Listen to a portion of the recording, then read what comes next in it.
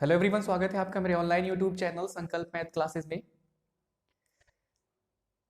अपने इस video lecture में हम डेसिमल टॉपिक को डिस्कस कर रहे हैं।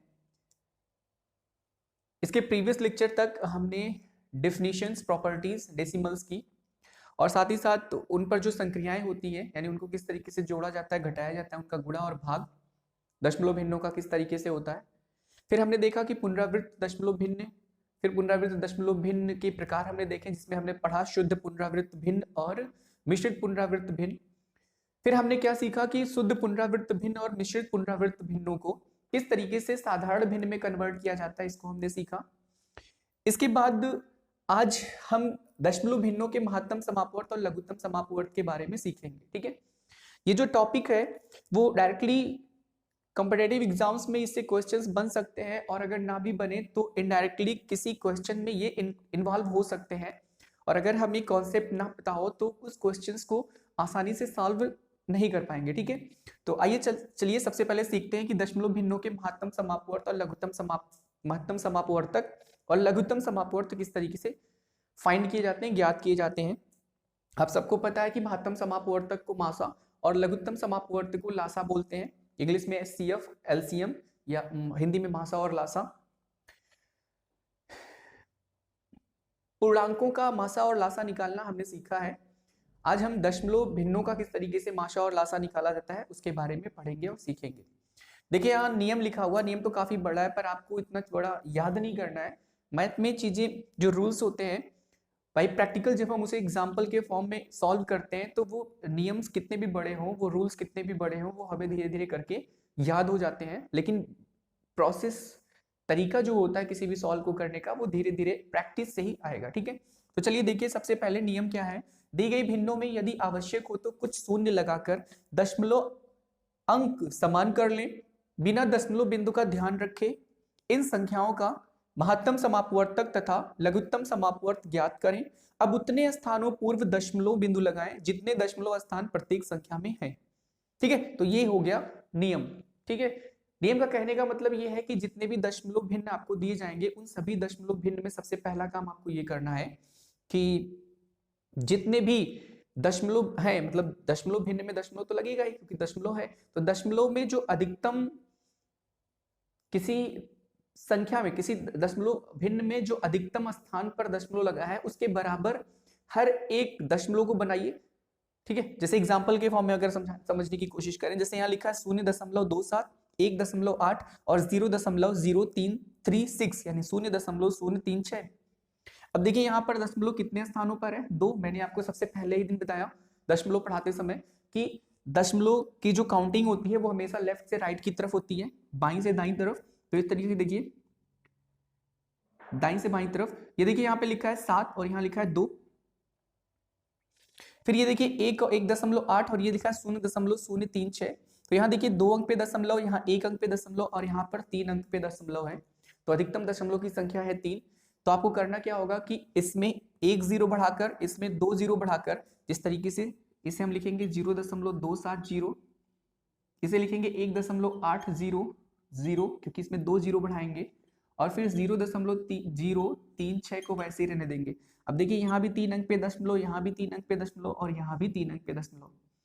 ऐसा हम इसलिए कर पा रहे हैं क्योंकि हमने प्रॉपर्टी पढ़ी है डेसिमल की, दशमलव की प्रॉपर्टी ये पढ़ी है कि दशमलव बिंदु के बाद अगर कुछ अंक हैं और उन अंकों के बाद चाहे जितना भी शून्य हम अप्लाई कर दें, चाहे जितना भी शून्य हम लगा दें, दशमलव जो भिन्न है उसके मान में कोई भी परिवर्तन नहीं होता। ठीक है, तो इस तरीके से दशमलव के बाद 2.7 के बाद अगर हमने 1 0 लगाया, 0.8 के बाद अगर हमने 2 0 लगाया, तो ये भिन्न, ये दशमलव भिन्न और ये दशमलव भिन्न में कोई परिवर्तन नहीं है, दोनों एक ही जैसे हैं। इसमें और इसमें भी कोई परिवर्तन नहीं है, दोनों एक ही जैसे हैं। अब अगला स्टेप क्या करना होगा, अगला स्टेप ये है कि बिना दशमलव बिंदु का ध्यान रखें, यानी अब जो यहाँ दशमलव बिंदु 3 अंक पे हो गए ना, इन्हें बिना ध्यान रखे जो भी अंक आपको मिले, जो भी संख्या आपको मिले, उसका लासा और मासा निकाल लीजिए। यानी 270 और 1836 का मासा निकाल लीजिए। फिर क्या करना है, जो आंसर आएगा उतने स्थानों पर दशमलव लगाइए जितने दशमलव स्थान प्रत्येक संख्या में, यानी जो इसका आंसर आएगा इसका जो मासा आएगा 270, 1800 और 36 का, उसमें क्या करना है, जो आंसर आएगा उसमें 3 अंक पे दशमलव लगाना है, क्योंकि यहाँ पर भी 3 अंक पे दशमलव है, यहाँ पर भी 3 अंक पे दशमलव है और यहाँ तक पर भी 3 अंक पे दशमलव है। क्योंकि बाय रूल हमने यही पढ़ा था कि जो दशमलव लगाना है उतने स्थानों पूर्व दशमलव लगाना है जितने दशमलव स्थान प्रत्येक संख्या में। तो प्रत्येक संख्या में कितने अंक पे दशमलव है, 3 अंक पे, यानी स्थान क्या है 3 अंक के बाद। तो इसका जो मासा आएगा उसके आंसर में भी 3 अंक के बाद दशमलव लगाइए, और जो लासा आएगा उसमें भी 3 अंक के बाद दशमलव लगाइए। मासा और लासा जिस तरीके से नॉर्मल किसी संख्या का निकाला जाता है उसी तरीके से हम निकालेंगे। अब चाहे तो आप इसे भाग विधि से मासा निकाल लीजिए या गुणनखंड विधि से मासा निकाल लीजिए। मासा का जो टॉपिक है मैंने अपने ही इस चैनल पर प्रीवियस वीडियोस में कराया है, आप उसे कर सकते हैं, प्लेलिस्ट में होगा। तो 270, 1800 और 36 का मासा अगर आपको निकालना है तो चाहे तो आप गुणनखंड विधि से करिए या भाग विधि से। मान लीजिए अगर आप गुणनखंड विधि से कर रहे हैं तो सबसे पहले आपको क्या करना होगा, जितनी भी संख्याएं यहाँ पर लिखी गई हैं सबका गुणनखंड करना होगा। और 36 गुणनखंड आप सबको करना है। गुणनखंड जो है वो प्राइम फैक्टराइजेशन होता है। प्राइम फैक्टराइजेशन का मतलब अभाज्य गुणनखंड। अभाज्य गुणनखंड का मतलब ये होता है कि इस तरफ जितने भी संख्याएं लिखी जाएंगी वो सब की सब संख्याएं अभाज्य होनी चाहिए, ये कंडीशन है। जैसे हम इसे 4 से भाग नहीं दे सकते, 9 से भाग नहीं दे सकते, ठीक है। यहाँ पर केवल अभाज्य संख्याएं ही इस्तेमाल की जा सकती हैं। और आप सबको पता है कि सबसे छोटा अभाज्य संख्या क्या होती है, 2। तो इस तरीके से 2 से अगर हम इसे डिवाइड करें तो 2 1 2, 2 3 6 और फिर 2 5 10। अब इसे 3 से काट दीजिए, 3 चौके 12, 12 1 13, फिर 3 5 15। आई होप आप सबको गुणनखंडन करना आता है। फिर अगर आप इसे देखिए तो 3 से अभी भी डिविजिबल है, 15 3 45। सिंपल होता है, यहाँ पे जो भी संख्या लिखी जाती है उस संख्या से यहाँ भाग किया जाता है। भाग करने पर जो भागफल आता है वो इसके नीचे लिखा जाता है। फिर 3 से 45 को भाग करेंगे तो 15 बार जाएगा, तो भागफल यहाँ लिखा जाएगा। फिर 3 5 हो गया 15, और लास्ट में आप देख रहे हैं 5, तो 5 करना 5। लास्ट में जब 1 आ जाए तो गुणनखंड हमारा कंप्लीट हो जाता है। यहाँ देखिए ये भी कटेगा 2 से, तो 2 9 18 और 0 आपके लग जाएंगे पीछे। फिर 2 चौके 8, 2 5 10, फिर 2 से कट जाएगा, 2 दूनी 4, 2 दूनी 4, फिर 2 5 10। अब देखिए इसे आप किससे काट सकते हैं, 3 से काट सकते हैं, 3 7 21। इसीलिए मैंने डिविजिबिलिटी रूल पढ़ाया था। डिविजिबिलिटी रूल पढ़ने के बाद आप सीधे जान सकते हैं कि 5 2 7 2 9 अंकों का योगफल 9 है। इसका मतलब वो संख्या 3 से विभाजित है। डिविजिबिलिटी रूल मैंने इसीलिए पढ़ाया, और डिविजिबिलिटी रूल का यही रोल है गुणनखंड में कि गुणनखंडन बड़े आसानी से हम कर पाते हैं, ठीक है। प्राइम फैक्टराइजेशन यानी अभाज्य गुणनखंडन, क्योंकि ये सब चीजें किसी ना किसी रूप में आपको सवालों में मिलेंगी ही मिलेंगी, ठीक है। अगर आप ये सोचिए कि ये कोई पर्टिकुलर टॉपिक नहीं है जिससे कोई क्वेश्चंस नहीं आ रहा है, तो ऐसा गलत है। आपको ये सारे जो सब टॉपिक्स होते हैं जो एज अ हेल्प करते हैं किसी टॉपिक में, उनको उनका जो बेसिक होता है उसे जानना बहुत जरूरी होता है, ठीक है। अगर आप इन सब चीजों को नहीं जानेंगे तो क्वेश्चंस जितने भी बड़े होंगे या जैसे भी फ्रेम हो क्वेश्चंस, अगर उसमें ये सारी चीजें इन्वॉल्व हैं, गुणनखंडन आ सकता है या फिर लासा मासा निकालना आ सकता है किसी भी सवाल में, तो वहां पर ये सारी चीजें, छोटी छोटी चीजें आपको बहुत हेल्प करेंगी, ठीक है। इसलिए इन सब कॉन्सेप्ट को आपको बहुत ही मजबूती से पकड़ बनाना होगा।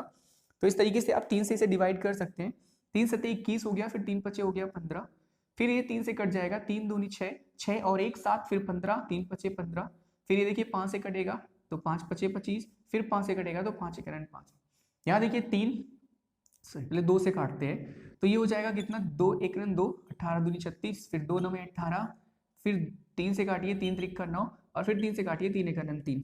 अब आप सबको पता है कि 270 का जो गुणनखंड आपने लिया वो है 2 गुणे 3 गुणे 3 गुणे 3 और गुणे कितना 5, ठीक है। और 1800 का जो गुणनखंड है वो आपका क्या है, 2 गुणे 2 गुणे 2, फिर गुणे 3 गुणे 3, फिर गुणे 5 और गुणे कितना 5। अगर आप इसे घात के रूप में लिखें तो 2 गुणे 3 की घात कितना है, यहाँ 3।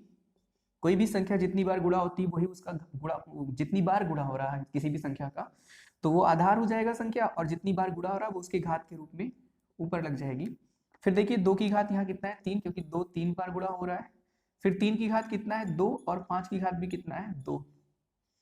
फिर इसी तरीके से 36 का गुणनखंड आप देख सकते हैं, 2 गुणे 2 गुणे 3 और गुणे 3। इसे आप लिख सकते हैं 2 की घात 2 और गुणे 3 की घात कितना, 2। अब आप सबको पता है कि मासा का मतलब होता है महत्तम समापवर्तक, ठीक है, यानी जो इन तीनों संख्याओं के जो उभयनिष्ठ गुणनखंड है उसमें जो सबसे छोटी घात होती है, जो सबसे छोटी घात होती है उसका गुणनफल। अब आप देखिए दो उभयनिष्ठ है, यहाँ भी है, यहाँ भी है, यहाँ भी है, पर दो की सबसे छोटी घात कितनी है, एक, यहाँ तीन है और यहाँ दो है, तो दो की सबसे छोटी घात हो गई दो। तो अगर आप इसका मासा लिखना चाहें तो मासा हो जाएगा दो गुणे तीन की घात तीन, तीन की घात दो, तीन की घात दो। तो इन तीनों संख्याओं में तीन की जो मिनिमम पावर है यानी जो सबसे न्यूनतम घात है वो तीन की घात दो है, तो तीन की घात दो यहाँ लिखा जाएगा।